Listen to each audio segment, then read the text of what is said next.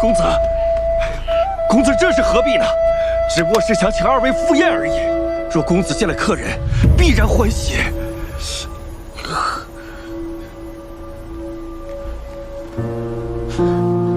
带路。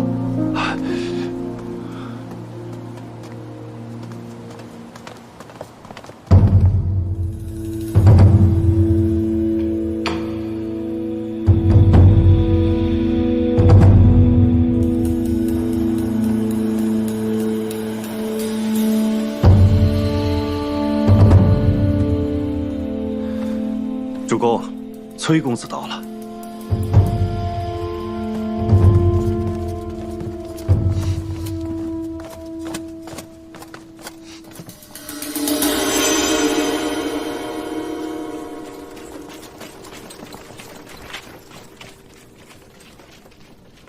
公子真是娇宠美人呐！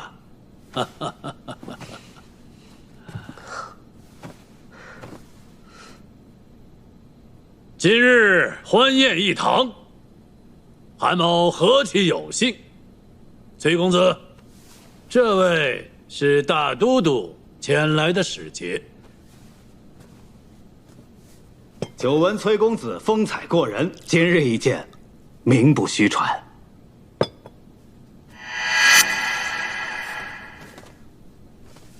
见过公子，崔家军现有数万人已在并州城外，任凭公子差遣。韩公留客不让我出城，这样吧，你回去告诉领军，让他们尽管杀进来，好让大家都见识我们崔家军的厉害。崔公子误会了，城外风餐露宿，哪里有像我府中这般安逸的？韩某只不过是想留崔公子在府中多住几日罢了。崔公子且宽心，大都督若是知晓崔公子在并州做客，定会让韩公派人好生护送公子入京。西长京是何等繁华之地，崔公子定会乐不思蜀。等我。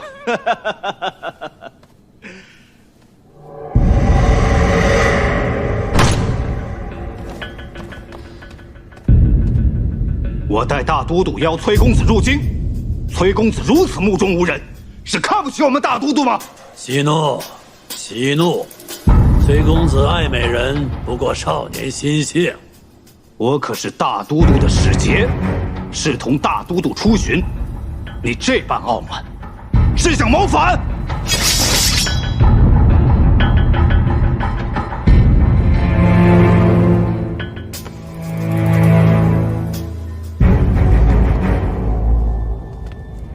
阶下息怒，你有所不知吧？此何氏女，乃崔公子心爱之人。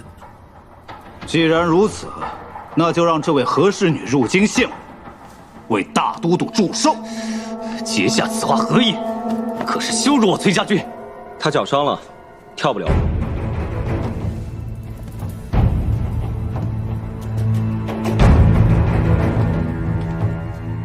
今日不如由我替他为大都督献上一曲剑气舞。妙哉！哈哈哈哈！不意今日竟有如此眼福啊！来人，上剑！不必了，借韩公佩剑一用即可。崔公子有所不知，韩某这把剑乃君子佩剑，未曾开封啊。无妨，我不过是舞剑，又不是杀人。哈哈哈哈哈哈！公子说话风趣得很。哈哈哈哈哈！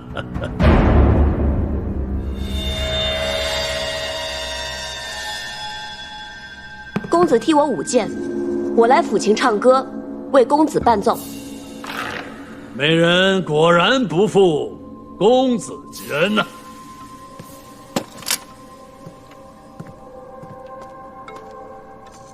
公子，请。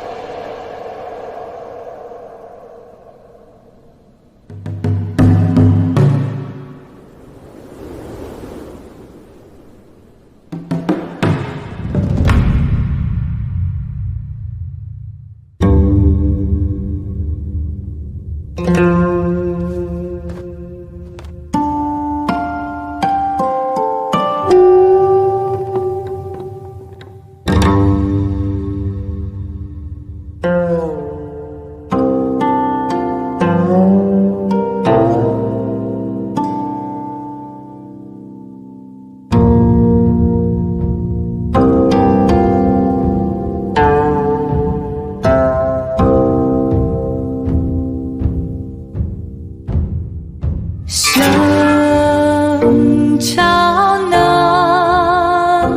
永久，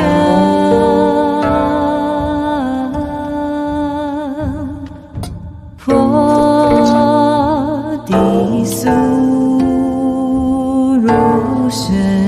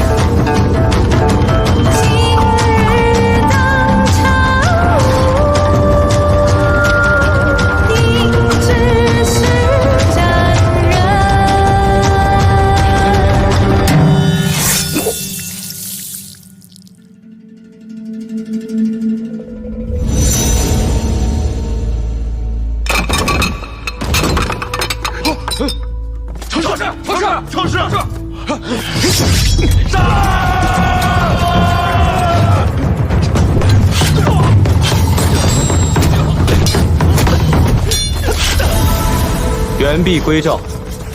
崔公子这段剑气舞跳得真是酣畅淋漓，动人心魄呀！韩公盛情，能替韩公排忧解难，故其所愿也。如今大都督的使节已知晓公子在此，坚请相见。公子，如若这次落到了大都督手里，只怕是难以脱身。只盼公子大军在外，使节也是有所忌惮罢了。韩公的雅意我们知道了，不过你们家主公也太狡猾了，自己不愿意出手，反倒将这难题丢给我们。公子说笑了。我们杀了孙敬的使节，你就放我们走？我若是待韩公假意承诺，未免诓骗了公子。但公子若是杀了使节，何娘子可以回去？至于公子，还请在府上盘桓几日，待崔家大军退出60里外，定奉公子还迎。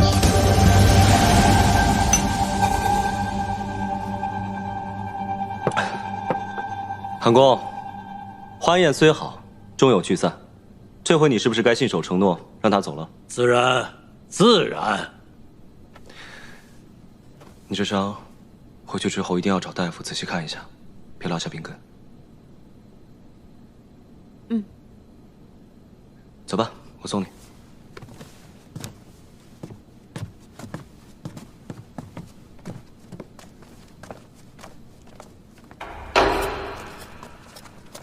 谢谢。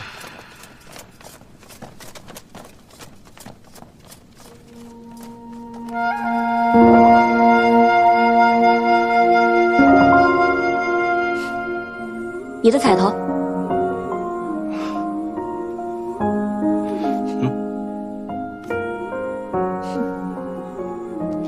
哎呀，你说我这大好头颅，他若是没有了，也不知道会不会有人为我哭。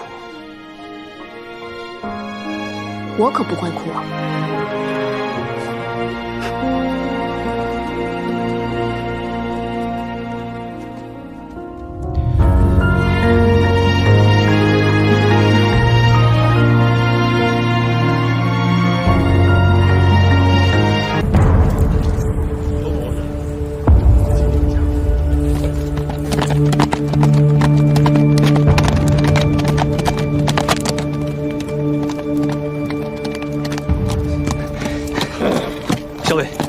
么样？并州守军一战即溃，有些残军弃城逃往建州，余下的大多降了。目下正在清剿俘虏、粮草、印信等诸多要紧事务。擒住韩立没有？韩立见势不对，在亲卫拼死护卫之下逃走。不过属下已经命人四处搜寻，城门已闭，他定然还未逃出并州城。听着，一定要在镇西军之前拿下韩立。是。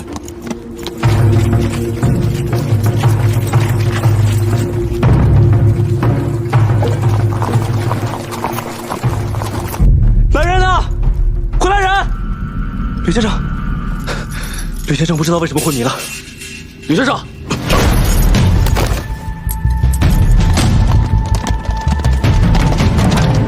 有人越狱！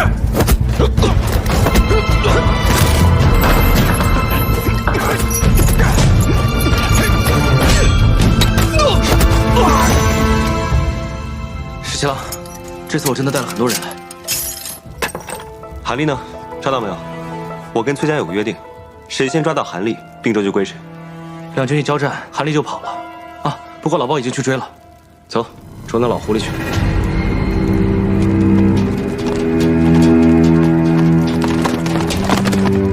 陈庆，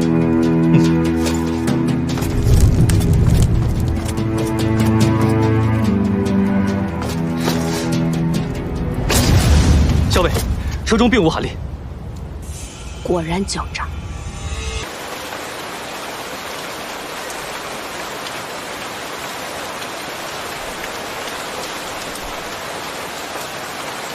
韩将军，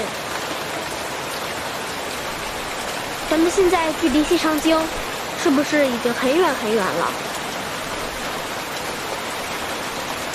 已经有数千里了，也是快马驰骋，也得10数日。母妃最后跟我说的是，阿泽，你快逃，逃得越远越好。可是韩将军，我不想再逃了。我是太子的长子，我是国朝的太孙，但现在我每日都像老鼠一样东躲西藏。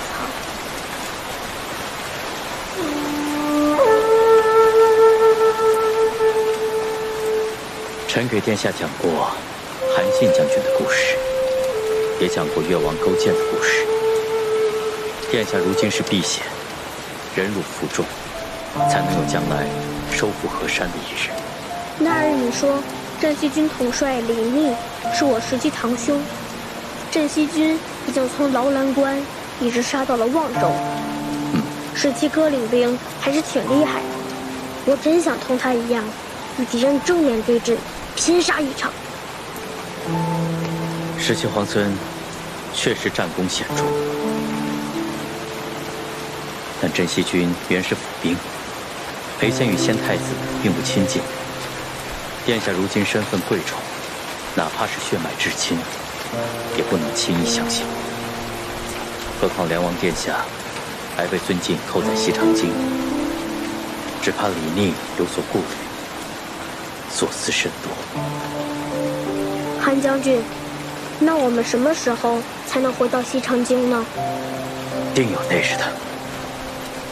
臣一定护送殿下重返西长京，浩浩荡荡，堂堂正正。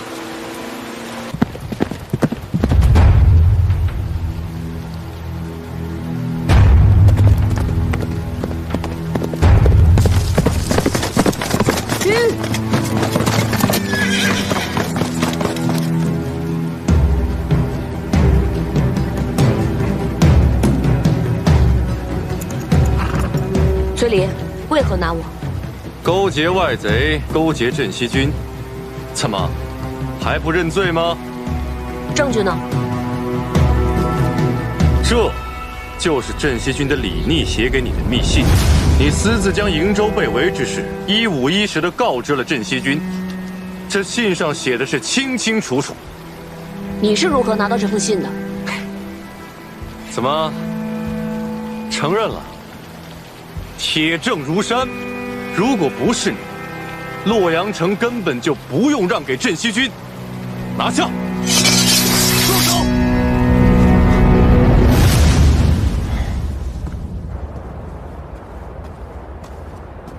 ！17郎。出什么事了？接到军中情报，李俊和李兰已经率军濒临洛水。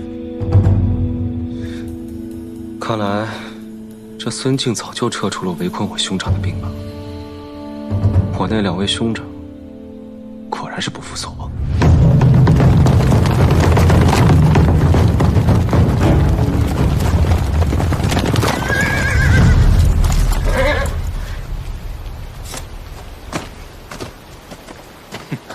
你这是干什么？阿林，你来的正好。我早就怀疑这个何校尉和镇西军的李逆有私交，就是他泄露了不少我们的军纪，这就是证据。就是这个何校尉将我们瀛州被围之事泄露了出去，这洛阳城我们才不得不拱手相让啊！这何校尉如果不死，如何对得起那些浴血沙场的将士？阿林，哥哥知道你心软，这件事为兄给你担了，不让你烦心。来人呐，住手！崔离，这封信是桃子手抄的，公子也知道这件事。何校尉近日在军中发现有异动，将此事禀明我之后，刻意写了这封信作为诱饵，只是为了看看谁会上钩。你这是设计陷害我！信在我屋子里，若不是你存了害人之心，派人去窃取，又为何会到你手上？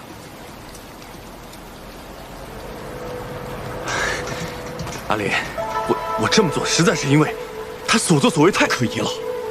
我只是想帮着你啊，你要相信我，我兄长只是为了……崔家军是由副帅一手带出，将士上下一心，军纪严明，从未出现过党同伐异、勾心斗角之事。崔林，自你前来，几次三番构陷同僚，你以为你的那些小动作、小心思，我真的察觉不到吗？构陷同僚，按照崔家军军纪如何处置？构陷同僚者，褫夺军权，杖责3审。崔离麾下5000士兵，暂交阿术统帅。念在你是初犯，杖责就免了。阿莲，走！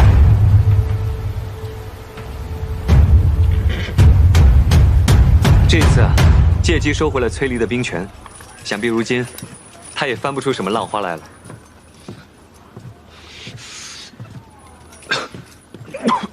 公子，没事吧？是不是刚才在外面站久了，受了寒气？我叫桃子来给公子诊脉吧。阿英，今日出营，你究竟去了何处？我去见了李逆。李逆是镇西军主帅，你不应该一而再、再而三的私下去见他。我知道，我现在说这些话你不爱听，可是就像今天你看到的这样，我们原本设好了局，等着引蛇出洞，你私自外出，崔离才提前拦截了你。万一他真的动手了怎么办？公子放心，就一个崔离，他奈何不了我。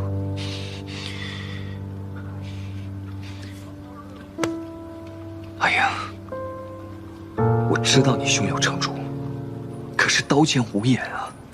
如果你真的受伤了，你让我如何放心？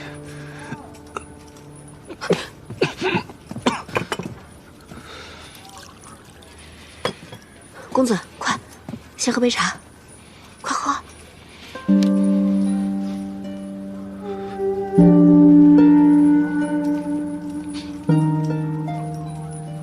好点吗？阿英，你知道吗？其实，你在我心里比什么都重要，甚至比我自己还重要。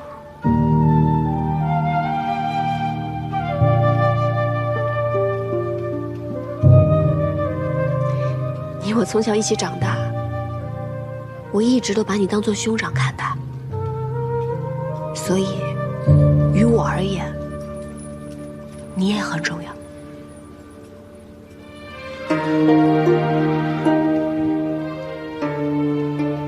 是啊，你我情同兄妹，说这些话，反倒生分了。大夫交代了，让你好好静养，我就不打扰你了，你好好休息一下。好。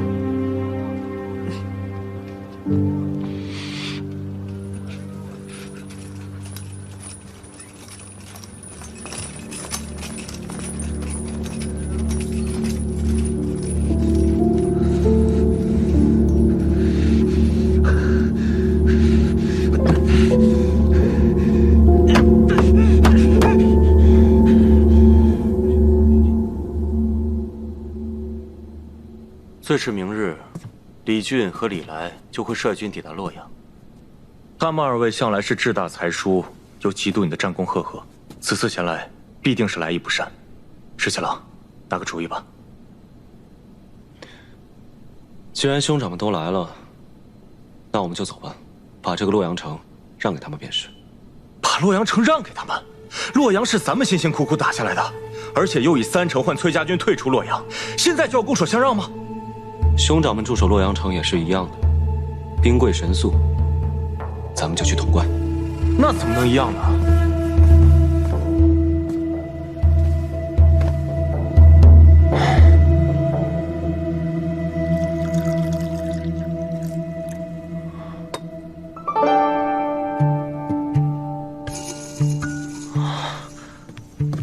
我明白了，潼关地势险要，北抵渭水，南临秦岭，东入中原，西进关中，而且扼西长京和洛阳的驿道，兵家必争之地。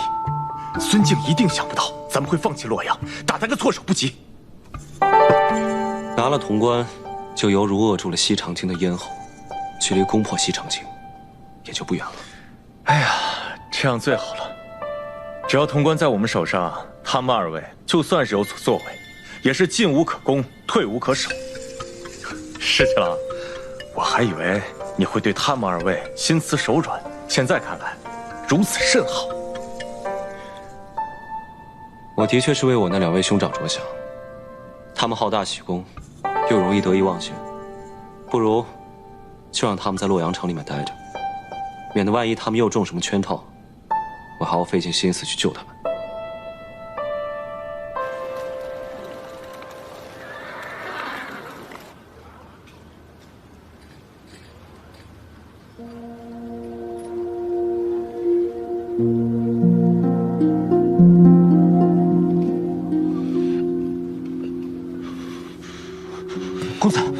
公子，你醒了。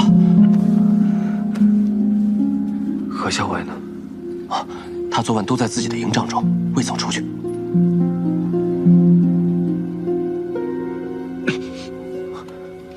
公子，大夫来给您看过了，他说您已经昏厥了2次，务必宽心少虑，多加调养才行。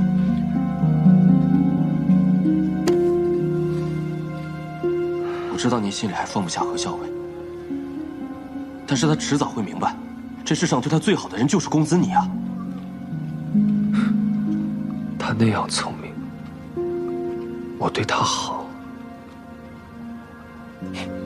他自然能感受得到。那公子你更该放宽心了。校尉他并不是知恩不报的人，昨日您不顾生病去救他，他看在眼里，定会感动的。可是我偏偏想要的，从来都不是他的感动和回报。三郎，你别再喝了，你一夜未眠，只怕有损身体呀。好你个崔林，联合何氏，设计骗我，逼我交出了军权。眼下看来，他们已经对我起疑了。日后再想行事，怕是不易了。三郎，刚刚接到密报，镇西军那边又给何氏送信了。翠林知道吗？密信直接送到了何氏的营帐，主帐那边并不知情。这回，咱们还要派人去探查吗？经过昨日之事，何氏或许会放松警惕，能够探查到什么也未可知。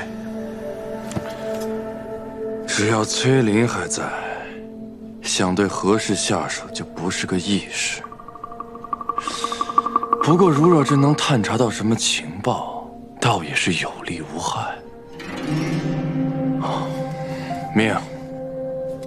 命人再去探查密信的内容，万不得露出任何蛛丝马迹。日暇无事，常玩赏亲笔所绘皇孙劳作图，可否相赠玉容一幅，免皇孙形单影只。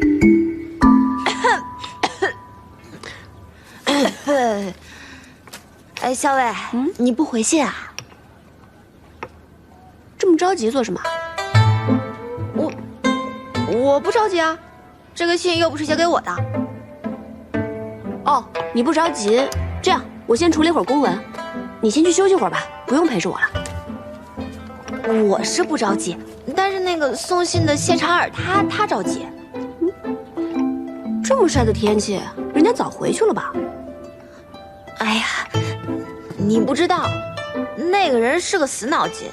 你要是不回信，不跟他说的话，他一准还在外面等着呢。小伟，那我可就告诉他了。我去了，我真走了。等等，既然你这么着急的话，那我就回上一封吧，免得让我们桃子姑娘白白跑一趟。好，我等着。校尉，之后来报，镇西军已经撤出洛阳，梁王长子临淄王李俊率军入城，最迟今晚，梁王次子会稽王李来也将率军抵达。知道了。真没想到，李皇孙对两位兄长还真是挺大方的，说让就让了。不过校尉，皇孙退出洛阳以后，那是要去哪儿？他在信里说了吗？信上当然不会说这些话呀。信上不说这些，那你们都聊些什么？哼，闲话而已。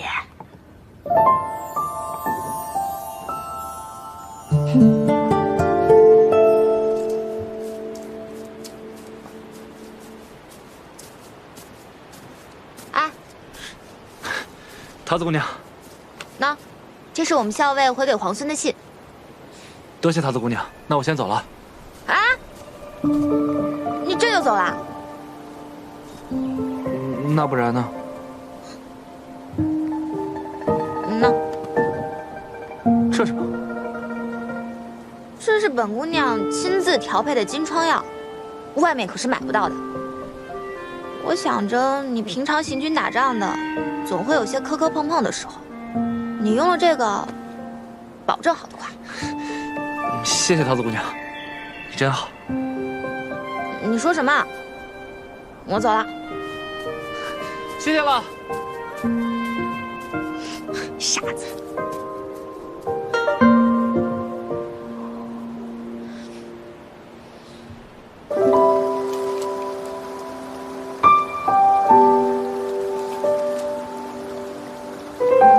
昨夜宿于郊野，仰头月色如洗，即可手摘星辰。前日于东都朱雀街购入干果，其味甚佳，嚼之如碎玲珑，可伴漫漫长夜，与君共赏。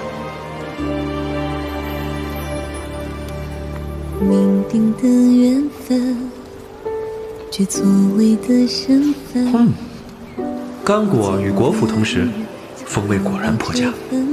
前人竟单啖干果、果脯，今尝二者同时，滋味有趣。也绝了缘与恨，只属于你我这漫天的缤纷。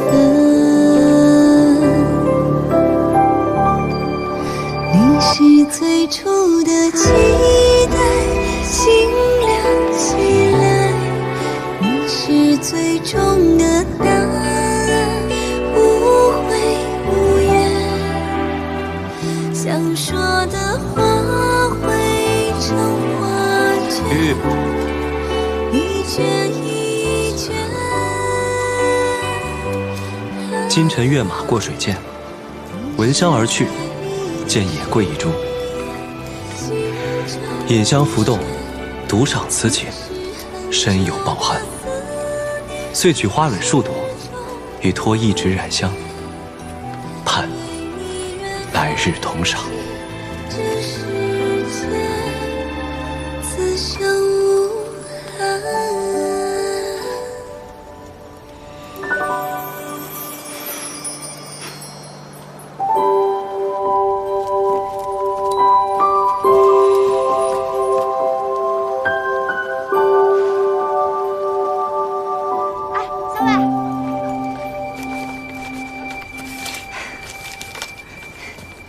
小魏，找了你半天，原来你在这儿，怎么了？啊，也没什么，就是想问问你，今天还写回信吗？又是怕那个谢长耳着急啦？不是，我跟他约好了，以洛阳为界，在那儿互相传递书信。以洛阳为界？嗯，这是你的主意，还是谢长耳的主意啊？那只耳朵说是他家17郎的主意，约在洛阳，免得行军途中互相找人不便嘛。这个谢长耳在两军之间送信，只要记住他抵达的时辰，再测算出马匹脚程的速度，就很容易猜出镇西军现下行至何处。啊，这个李皇孙也太狡猾了。小伟，也就是你能猜得出他那些弯弯绕绕的心思和用意。那这么说，我也很狡猾了？不是，你那是聪慧。那还写回信吗？还不知道。哎，这个怎么会不知道呢？写不写回信？就是不知道。写不写回信？写一个。有人进去了。桃子，走，咱们去散个步。小伟，咱们不进去堵那个奸细一个正着。无妨，与李逆通信就是想调出这个奸细。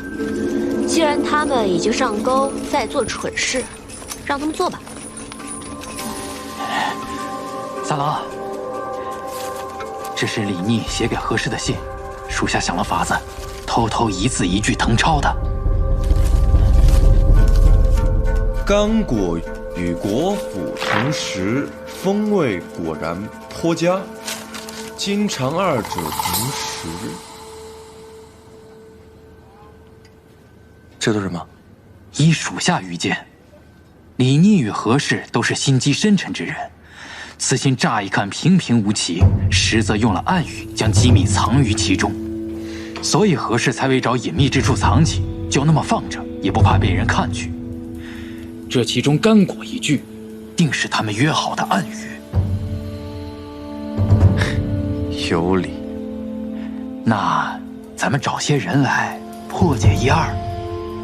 当然。自君一别，虽数日，犹数年，未尝有此滋味，甚是牵挂。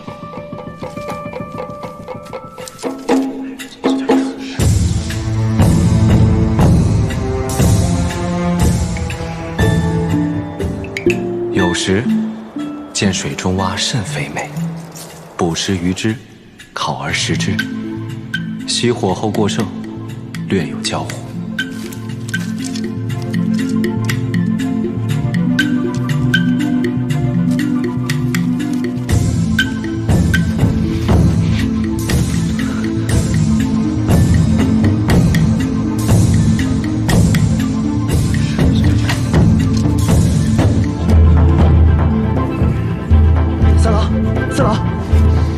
等数人之力，终于弄清了这何氏与李逆之间通信的秘密了。说，皇孙李逆自出劳兰关，最擅长的便是长途奇袭，声东击西。这次，他主动离开洛阳，肯定也是想用这一招。有道理，继续说。三郎，请看，这封信是何氏最新收到的，捕10余只，这在水中，不是指目标宿在湖边吗？10字分拆，不正是指合而为之吗？那这湖边的目标是？我军今日不是恰巧经过湖泊，如今宿在湖边吗？如无意外，今日有时，那镇西军定会派人与何氏里应外合，偷袭我军。三郎，不如现在就把此事告知主帅，到时候来个守株待兔，只要击溃了镇西军，那可真是天大的功劳啊！是啊，功劳你个头啊！三郎息怒，我问你，现在谁人不知道他李逆正在猛攻潼关？他如何能够分身来袭击我们？现在有事已经过了，他李逆人呢？说！三郎，废！这群废！滚！都给我滚！是，速下告退。这是从何处取来的？崔立一直派人紧盯着何校尉，偷偷抄录他的信件。我是从崔离处取得的抄件。不过校尉明明发现了崔离的所作所为，却并未追究。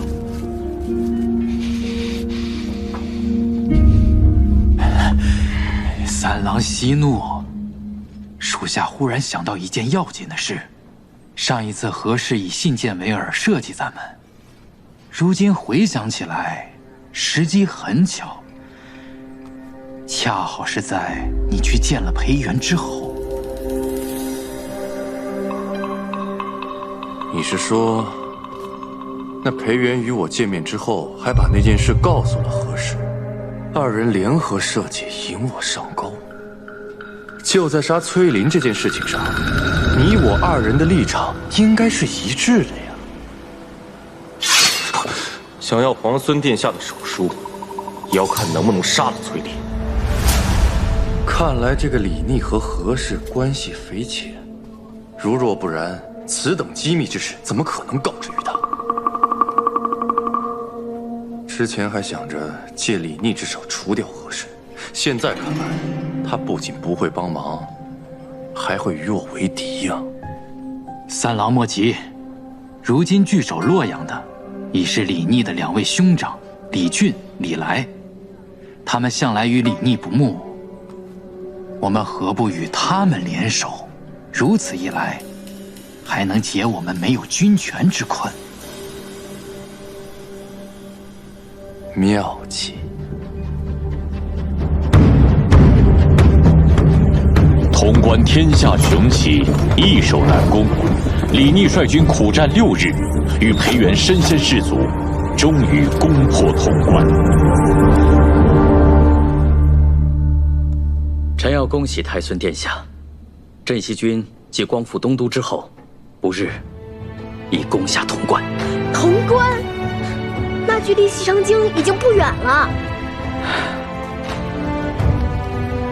是的，距离西长京已经不远了。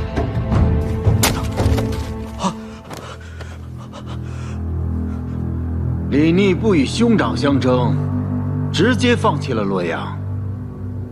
500里奇袭，强攻潼关。哼，傣族出好笋呐！这个梁王果然生了个好儿子。也罢，梁王的3个儿子现在已经到了左近了，他这个做父亲的在京中耽搁已久，也该给儿子们写封信了。走。来，石七郎，战事如何？坐。如今大局已定，穷寇莫追。你呢？怎么样？我这个呀，皮外伤。好啊，咱们熬了这么长时间，终于把潼关给咬下来了。我听我爹说，潼关号称第1所要，开国100年来，没有任何一支军队可以把它攻克。以后在国朝史书上，咱们镇西军也可以留下一笔了。如今攻守易势，你呢？接下来应该发愁该如何守住这潼关了。石七郎，这世上哪有第2个镇西军，哪有第2个石七郎呢？那这世上也没有第2个勇猛无比的裴元了。哎，别这样说啊！但是石七郎，我有个问题，你明知道不可为，为什么还要写信给会稽王还有临淄王，让他们一起合围西长京呢？我那2位兄长啊，被我父王惯得跟倔驴一样。你呢要往西，他们就偏要往东。我不希望在当头这个时候，他们为了抢功劳，擅自出兵闯祸。当然要给他们写封信约他们合围。这样一来，他们肯定不会听我的，自然也就小小听听，按兵不动了。所以这叫指东打西，反其道而行。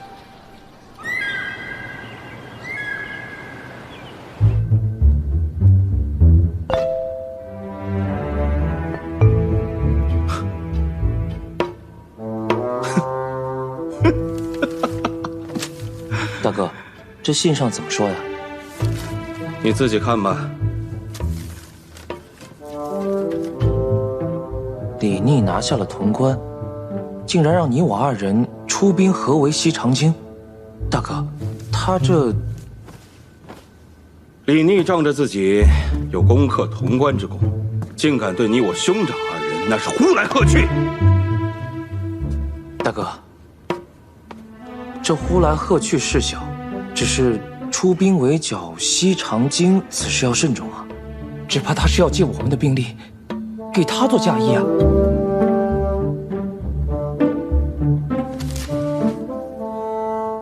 我早就知道李逆他居心叵测，万万不能让他心想事成。大哥，前2日崔家军的崔离不是派了密使前来吗？你是说，大哥，我觉得我们可以借兵给崔离，因为崔离借兵是想要杀崔林而嫁祸给李逆，如此他定会成为大哥手中的一把尖刀。公子，回来了，这一路辛苦你了。父帅身体如何？大将军一切都好。只是听闻崔离公子擅自前来，并干涉军务一事，也十分震怒，命我将令牌带回，交给公子。太好了，有了这块令牌，就可以让崔离转回营州，也不必担心他在节外生枝。那个崔林居然千方百计要到了伯父的手令，命我即刻赶回营州，不得追随大军。好你个崔林，竟然如此忌惮我！千方百计要调走我。三郎息怒，洛阳那边回信了，不如先看看信上怎么说。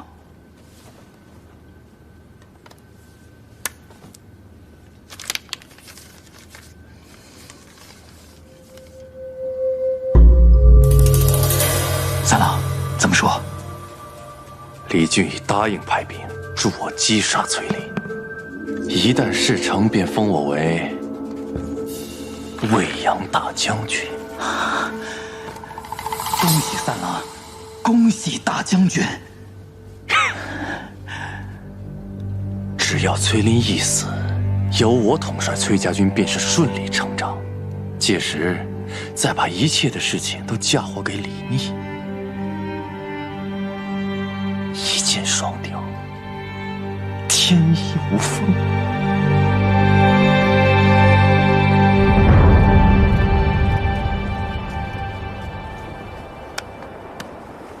难怪攻进来这么费劲啊！你看看这城墙，再看看这两边的山势，真是一夫当关，万夫莫开呀！打下来的时候难，等到攻守易行的时候，就知道这山势雄关都是好处了。可不，牢囊关有这一半的险要，咱们也用不了这么多人守了。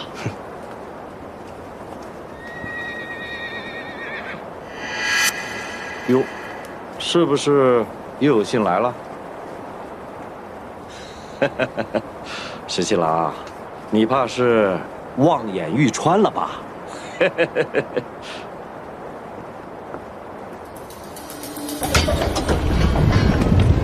报！西长进信使到！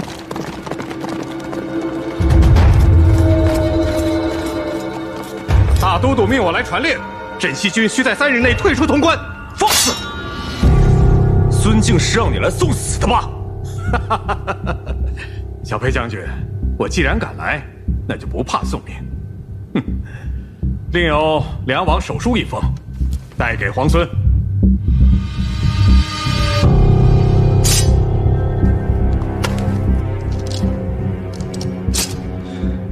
若要是执意不退兵呢？若是不退，那3日之后的午时，皇孙便备好丧服，为梁王服丧吧。想来我父王必定写了3封信，另外2封已经送去洛阳，给我那2位哥哥了吧？是，就是不知皇孙和2位兄长相比，谁更有孝心一些？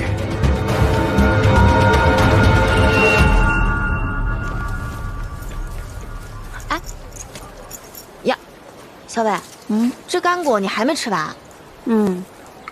此物当时在东都十分盛行，人人都夸赞它好吃，进香采买的人特别多。你就是能记住这些细枝末节啊？原本呢，大家都只吃这干果果仁，校尉偏偏喜欢用它与果脯一起吃。你说这我能不牢牢记住？再说，这果仁确实香脆饱满，甚是好吃。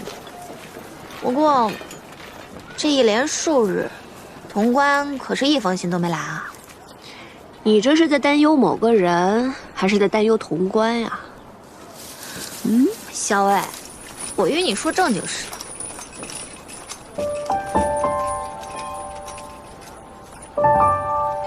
大概京中出事，他也没心思写信了吧？校尉，他是谁呀？他是谁啊？哎，他是谁啊？他是谁啊？吃干果还堵不上你的嘴啊！不说了，不说了。他是谁啊？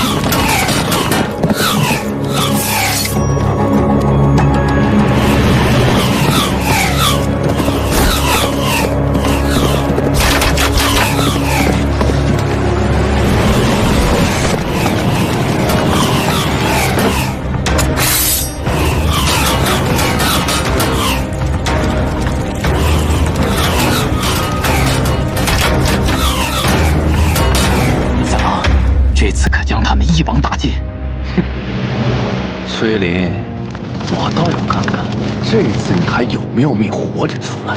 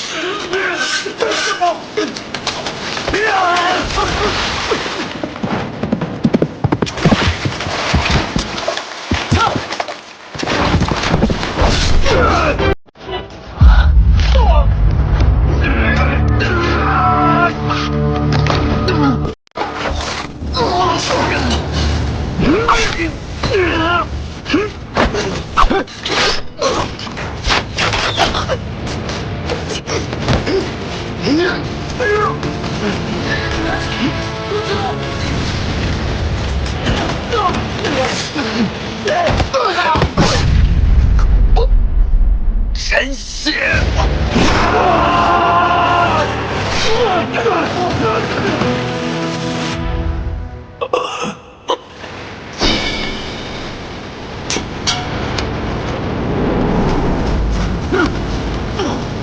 神侠！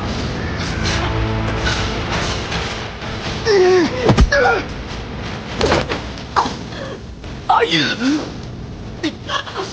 公子。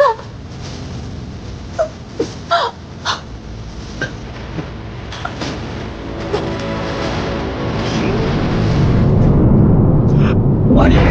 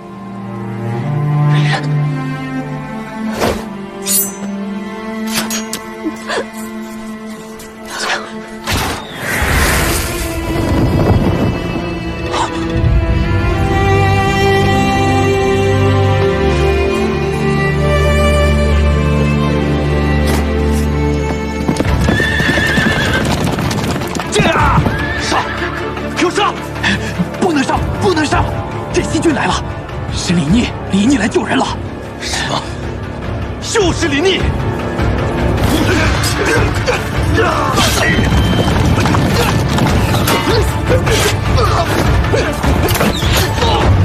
公子，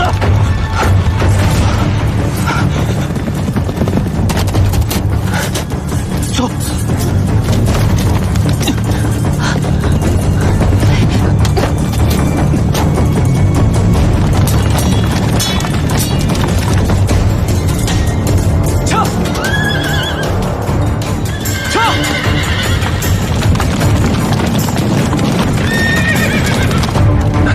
眼睁睁地看着崔林和何氏逃掉，镇西军可不是好招惹的。李逆所遣又都是精兵强将，咱们虽然借了些兵马，但折损过多，咱们也不好交代呀。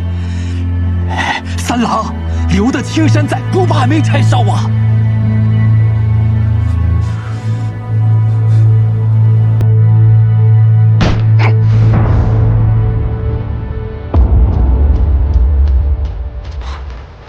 怎么回事？你怎么把他带回来了？快把军中医师叫来，快！啊，那你受伤了吗？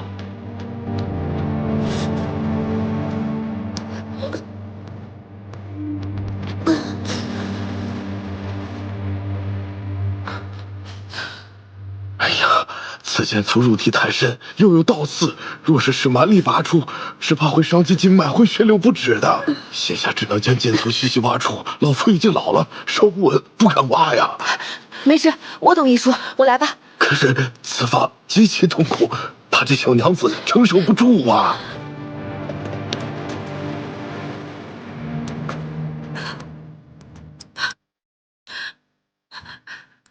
哎呀，医师说要将剑组慢慢挖出，我有点疼，你可以忍吗？有我在，你定不会有事的。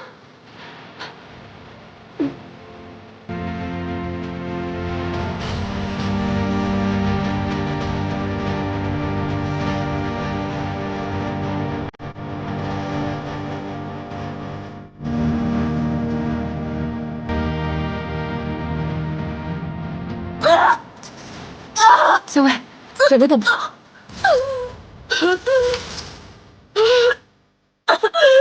忍一下，马上就好了。快了，快了！咬住，咬住。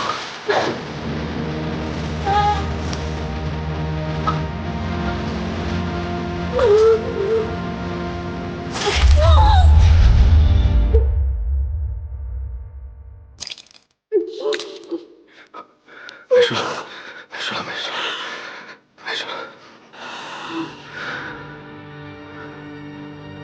没事了。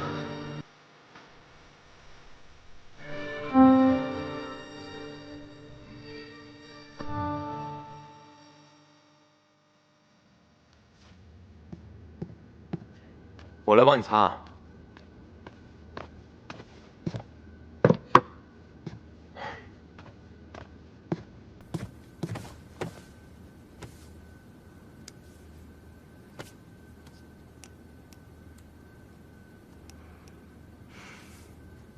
那个山谷地势险要，你知道对方藏了多少兵马？再说了，对方还带着重弩，你能全身而退，已经是上天对你最大的眷顾了。石七郎，君子不立于危墙之下。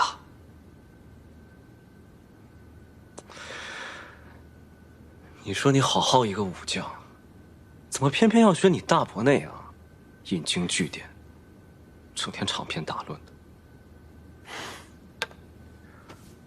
我们刚刚攻下潼关，正是谋划收复京都的重要时刻。你要是出了一点点差池，你让我们怎么办呢？再说了，那个何氏他是崔家军中的人，你为了救他这么拼命干嘛呀？谁说我是为了何氏才去救人？你不是为……我是为了救崔公子。你觉得我信吗？我觉得你信。行。你说什么都对。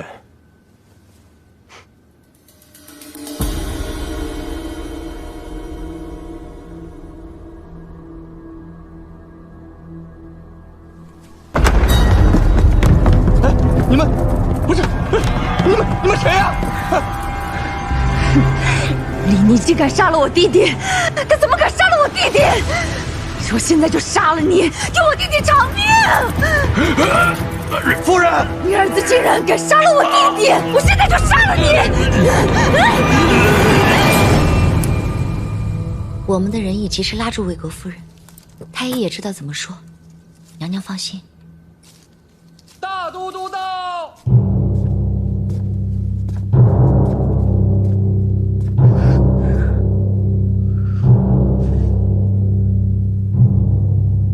请大都督恕臣无能。梁王惊惧过甚，脉搏本已十分微弱，更兼适才又因夫人之怒窒息良久，这心胆之气已散，药石罔效，已经过世了。我要砍了他的脑袋，给他儿子送去，让他儿子也尝尝什么叫锥心之痛。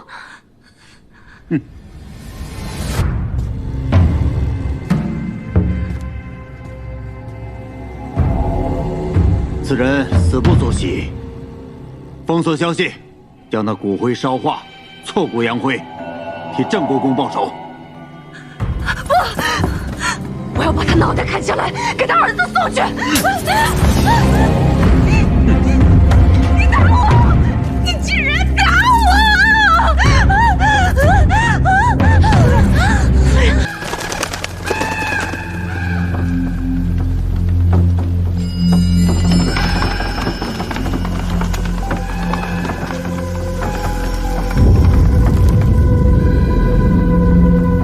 哎，对，就这儿吧，赶紧烧了得了。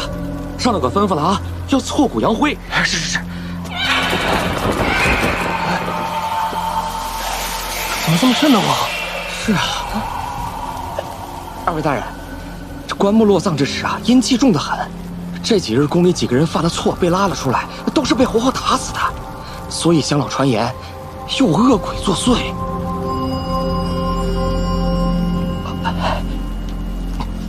大人，今天死的这个人啊，衣着华丽，身上有好几种丑衣，还有那靴子，一看就非常有钱。您看看这，与其烧掉，还不如卖给我们当钱呢。你们连死人的财都敢发，怪不得总有人使银子，烧香的脑袋想领这份差事。行吧，你们手脚麻利点啊。好嘞，上头说了，得让我们亲眼看到他烧成灰才行。二位请，快换，快换！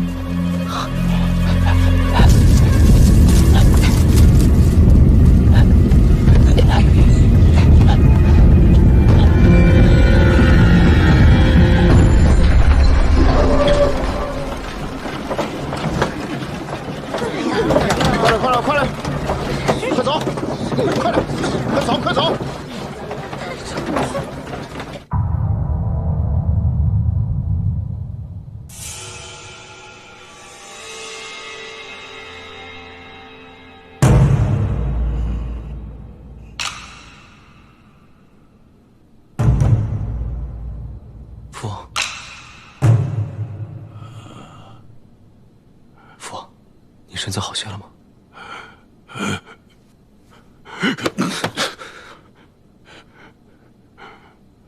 吾非嫡长，如杀父王，吾必称帝谢之。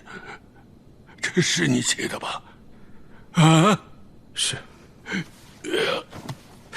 父，不孝子，你这个不孝子！你这属实要害死为父啊！孙大都督如此凶狠，你还想当皇上？你这是要害死我！父王，那不过是为了激怒孙敬的权宜之计，为的就是要救出父王您。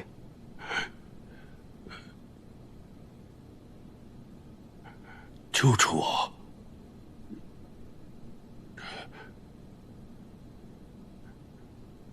这是哪儿？这是潼关。自从孙敬叛乱之后，父王一直被扣在京中为止。我便一直谋划如何将父王救出。此前，通过崔家军在宫中的人手，在暗中布置，只等见机行事。好一个见机行事！你的见机行事就是给孙敬那样一封大逆不道的信，你可知道？若是孙敬一动念，我就身首异处了。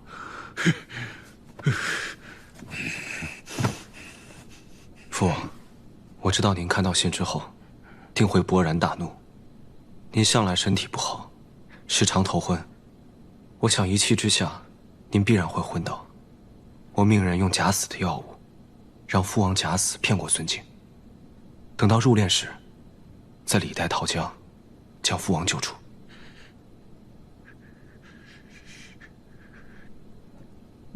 逆子，你这个逆子，你狂悖妄为！你这就是拿亲生父亲的命在做赌注，知道吗？儿子不敢。你还有什么不敢的？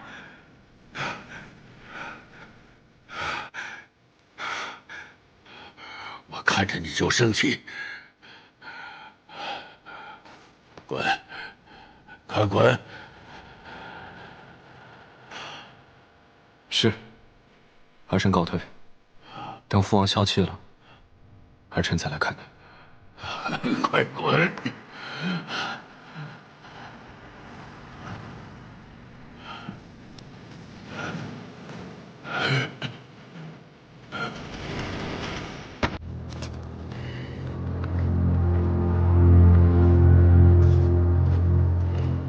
三郎，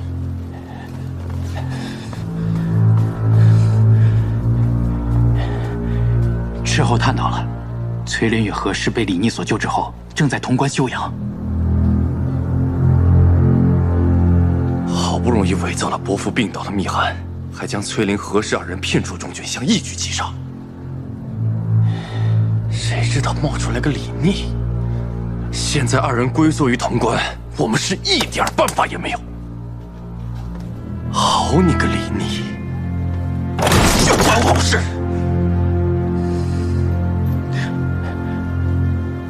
三郎别急，崔林与何氏的兵马所剩无几，崔家大军也被阻在途中，他们必不可能一直留在潼关。只要我们耐心等待，总能寻得机会再下手。传我命令，就在潼关附近扎营。还有，让斥候严密地探查崔林还有何氏的下落。一旦二人离开潼关，便是他们的殒命之时。是。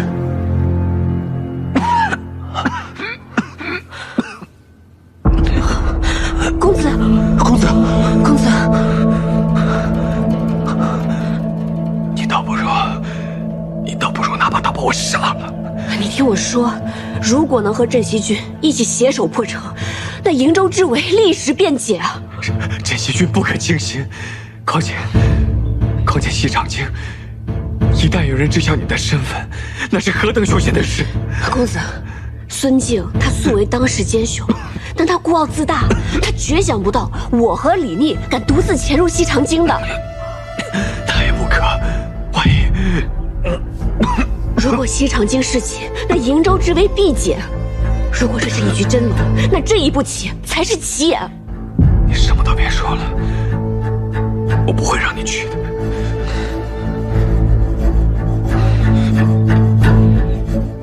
公子心系瀛州，但又担忧我的安危。可我居意已决。公子你放心，就算誓不协议，我也定能安然而返。阿英，我出言恳求，你能不能不要走？公子，阿英，我实在是担忧你。你若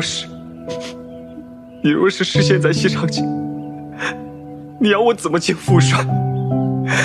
你若是真的失陷在西长京，我万死莫赎。公子，我意已决。阿寿，照顾好公子。阿英，公子，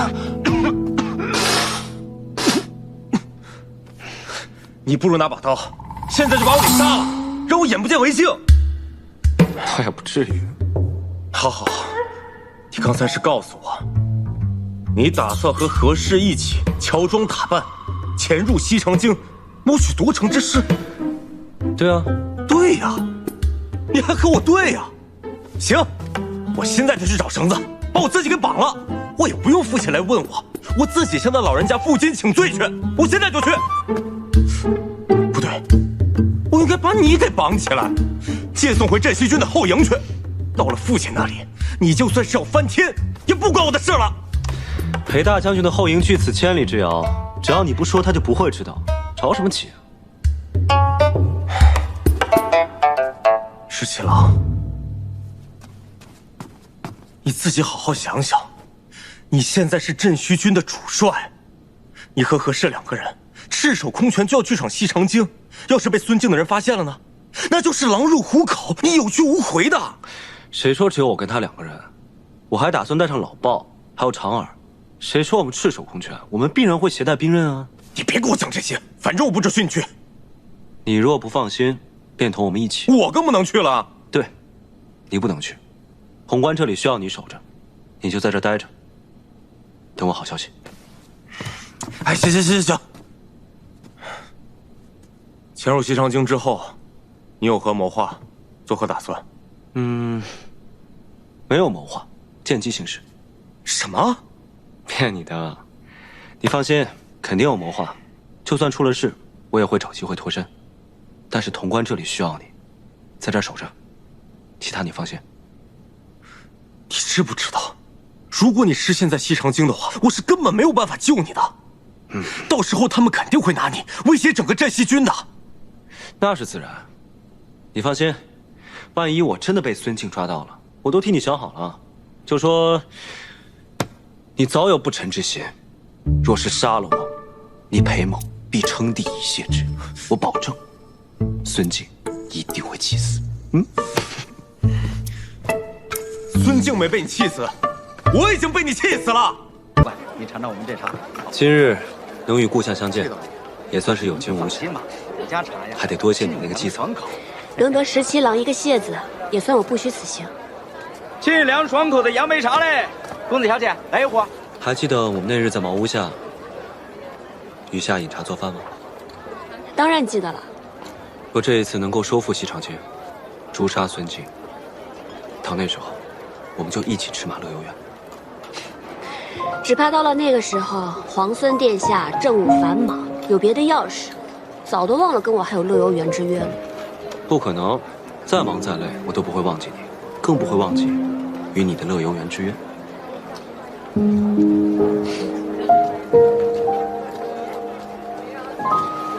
天子登基了，圣天子登基了，天子登基了，圣天子登基了。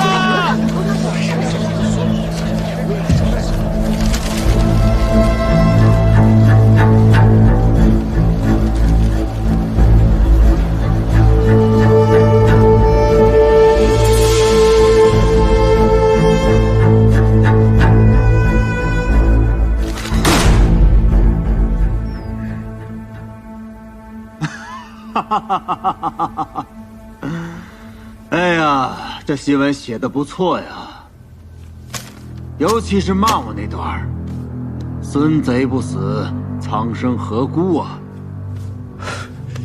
大都督恕罪。恕什么罪呀？我看好的很呢。这等森严的宫禁，竟然能把一个死了的梁王偷偷弄出宫，然后死而复生，还能在东都登基称帝。这等通天的本事，这鬼神不知的手段，我不知道今晚睡着了以后，明日会不会丢了首级。大都督恕罪，大都督恕罪。哼！那些可疑的人，不需要讯问，统统都杀了。还有那些冥顽不灵的前朝旧臣，也派兵把他们接到宫里来，免得他们蠢蠢欲动。是，大都督，要不要闭九城，禁止百姓出入，好好搜一搜。既然派人到西长京散发檄文揭帖，自然是想扰乱民心，何必要重他们奸计呢？李逆大军逼近，一旦逼城，百姓就显乱了，于战事不利。大都督所虑甚是。不过，进出城门的人要严加盘查，城中也要细密搜索，务必要抓到那些散发檄文揭帖的奸细，砍了他们的人头，送到洛阳去，好好吓一吓那个梁王。哼，梁王这个老头胆小，若是真被我吓死了，那可就成了天大的笑话了。是。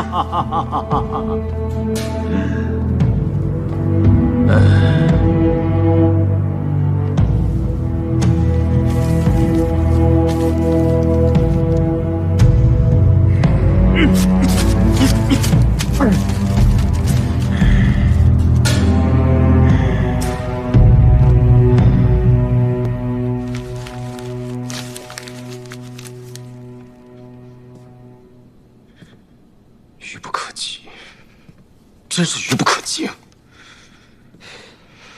此时临淄王和会稽王拥立梁王登基，确实不是时候。我本以为他们好心迎回父王，是想给他压压惊，无非是邀功之举，但我没想到，他们竟在此时拥立父王在洛阳登基，还昭告天下，真是愚蠢。石七郎，情况不妙，孙敬的兵马正在到处搜捕散发檄文揭帖的人。还有，我刚刚回来的时候，听见里长派人跟店铺掌柜说，所有住店的客人都可要仔细查验勘合，就算有店铺作保也不行。看来这个地方咱们住不了多久了。虽然我们伪造的勘合跟真的没有分别，但是西长京的街坊管得甚严，只要用心核查，还是能看出来咱们的勘合有异。大事不妙！我打探到消息，晋军的兵把顾府给围了，我也不敢跟得太紧。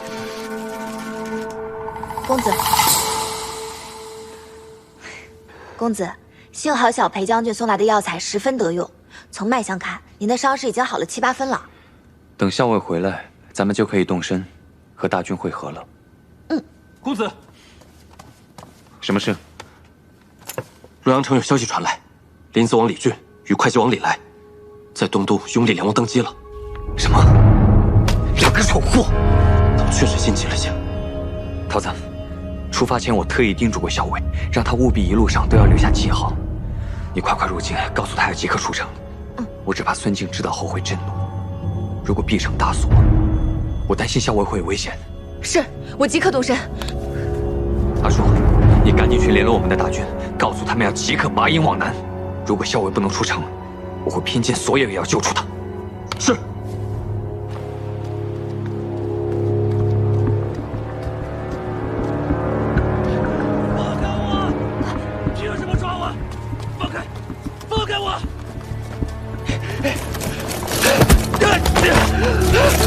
放开我！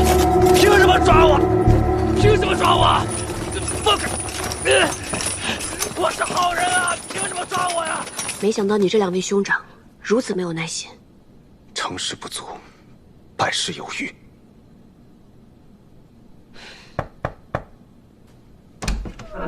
十七郎，顾小姐来了，请坐。深夜乔装冒险到此，出了何事？竟有时宫里突然来人，说大都督传谕，要我父亲进宫去。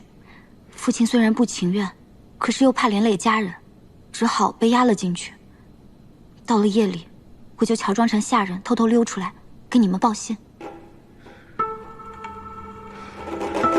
顾小姐辛苦了，不知顾相现在寒危如何？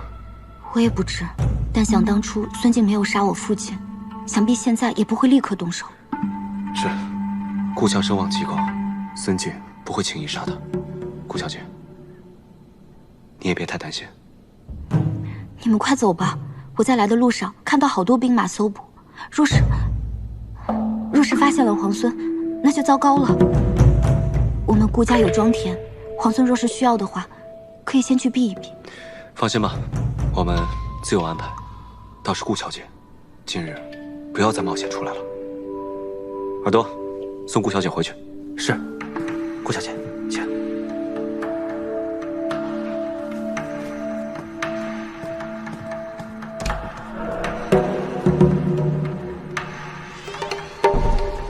给我搜，挨家挨户都不能放过。拿着，我看看。还有你，知道？站住，都是你的。怎么样？一黑的。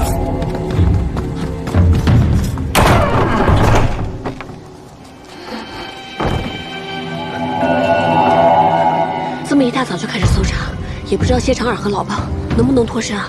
肯定可以。再说了，他们还要桃子结营，等一会儿就过来跟我们会合。我要见识见识这姑娘身上有什么可疑之物。小娘子，官人，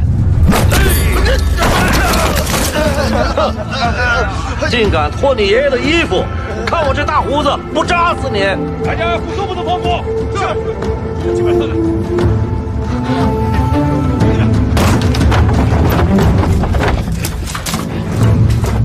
这边看看，今天让你们瞧瞧爷我的厉害！高哥，闪开，闪开！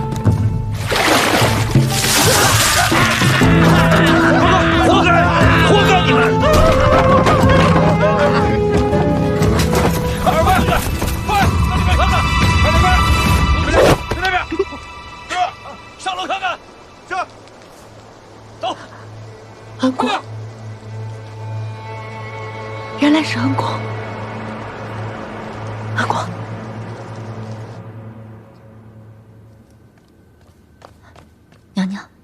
打听到消息了。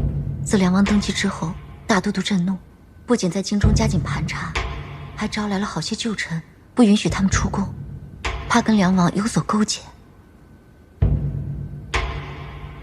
派去给韩将军送信的人回来了吗？传讯回来，说暂时还没有韩将军的消息。不过见到韩将军身边亲卫的尸首，想必韩将军已经携太孙暂时逃脱了。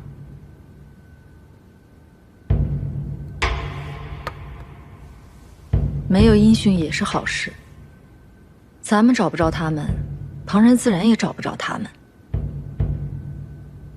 娘娘，现在京中人心惶惶，李逆率镇西军已进潼关，想必随时都会兵围西长靖。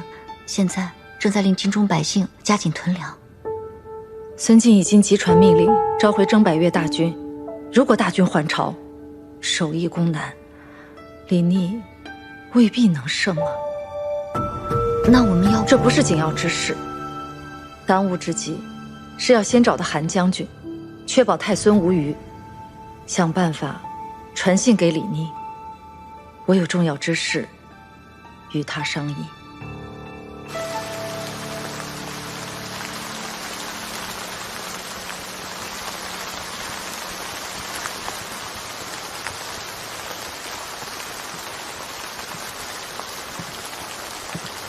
今日若不是韩将军舍身救我，我又死了一回。殿下不必如此，这是臣之本分。孙敬的暗卫铁骑追杀得这么紧，可能是秦王兵马大胜，孙贼最后的垂死挣扎、丧心病狂而已。